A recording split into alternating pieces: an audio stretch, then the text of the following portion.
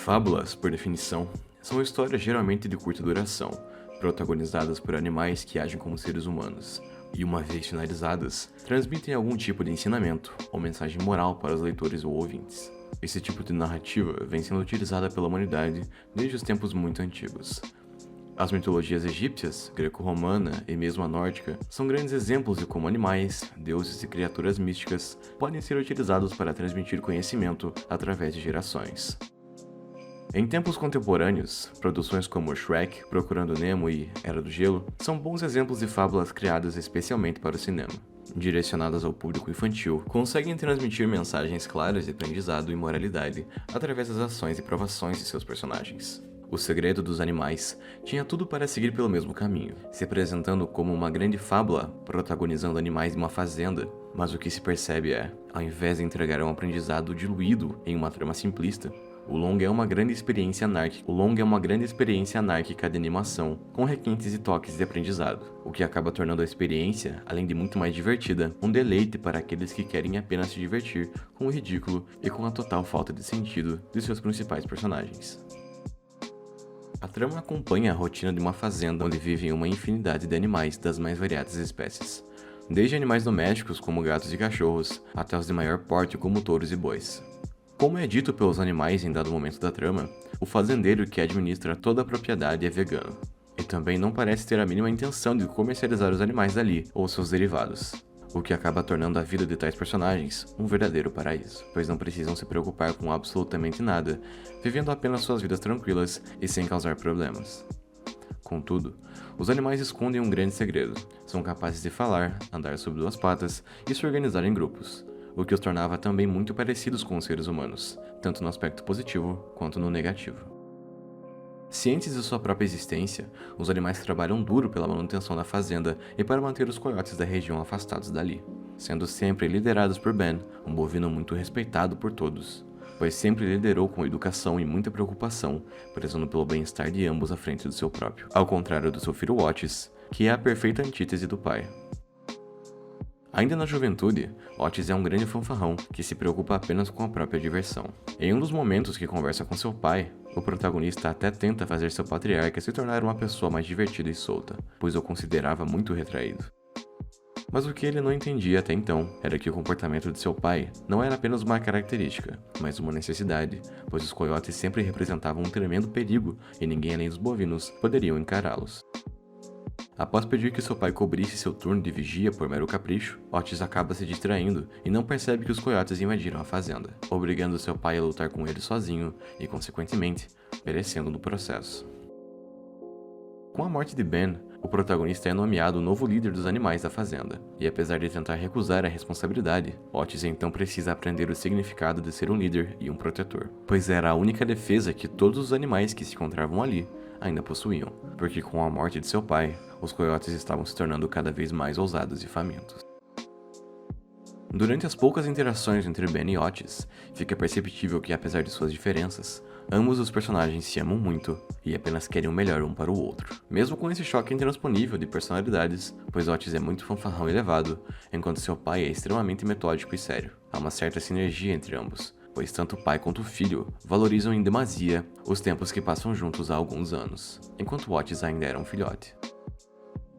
Conforme viu que estava envelhecendo, Ben tentou de todas as formas passar seus ensinamentos para seu filho, pois esperava que ele assumisse o comando da fazenda quando ele não fosse mais capaz disso. Entretanto, Otis jamais demonstrou o mínimo interesse em seguir a carreira de seu pai, pois queria continuar apenas se divertindo com seus amigos para sempre, o que era visto com grande reprovação por seu pai, pois ele sabia que Otis só aprenderia a lidar com as responsabilidades da vida quando fosse tarde demais, e devido à inexperiência do protagonista, esse choque de realidade poderia ser fatal para os animais da fazenda. Isso se manifesta perfeitamente no momento em que Otis é obrigado a assumir o comando da fazenda, após os demais animais o elegerem como líder enquanto visitava o túmulo de seu pai. Quando retorna para o celeiro e descobre o que haviam feito, o protagonista se desespera e tenta se desvencilhar da responsabilidade a todo custo, pois julgava que já estava passando por dramas demais, devido à morte de seu pai.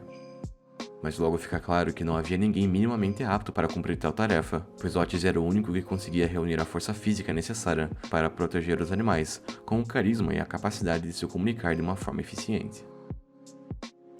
Uma vez que aceita o cargo de liderança, a situação de Otis ainda não melhora, pois mesmo disposto a lidar com sua carreira, o personagem ainda tem muita dificuldade em conciliar as responsabilidades com seu jeito característico.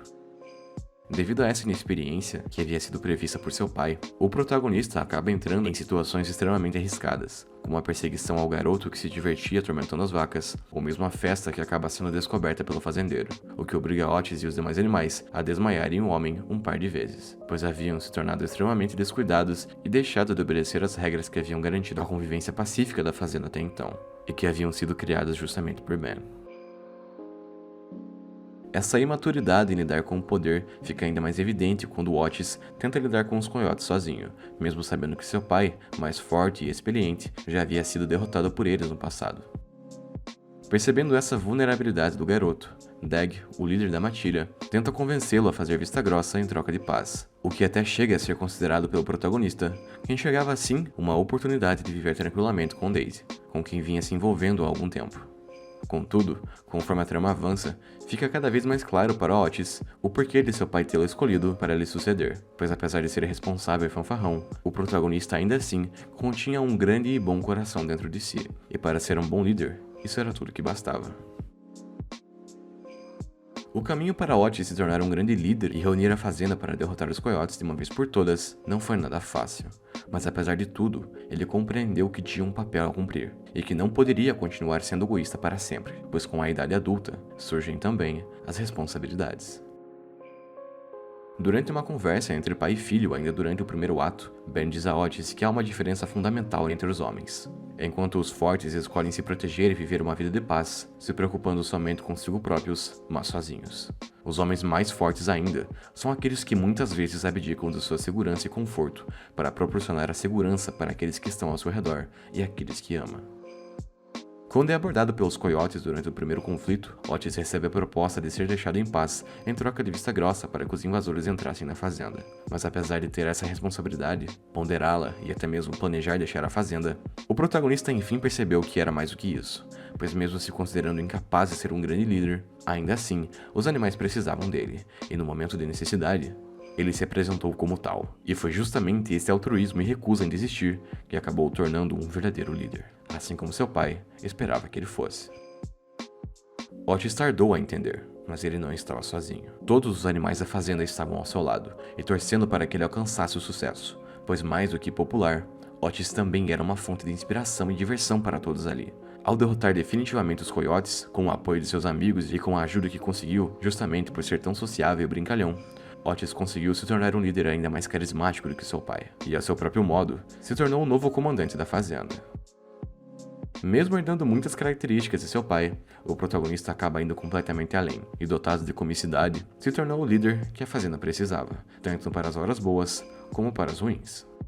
Sua postura irresponsável e inconsequente certamente criou inúmeros imprevistos, mas também fez com que todos terminassem a trama ainda mais unidos, pois mais do que um pai protetor, Otis também era um amigo e companheiro de todos. De forma completamente caótica e por vezes beirando o ridículo, o segredo dos animais, assim como uma boa fábula, consegue transmitir a sua moral da história e divertir da forma mais banal possível. Assim como Otis aprendeu, nunca é tarde demais para se aprender a lidar com as novas responsabilidades e novos desafios. Mas tudo se torna muito mais fácil quando se há amigos ao redor para ajudar nessa caminhada. O bovino, mesmo empenhado em suas brincadeiras e festas, também percebeu que há valor em ser um homem sério e protetor, e mesmo que cause inúmeros conflitos, também demonstrou que liderança é muito mais do que estratégia ou estabelecer regras, mas também é ser comunicativo e amigável, e assim, a seu próprio modo, se tornou o novo líder da Fazenda dos Animais.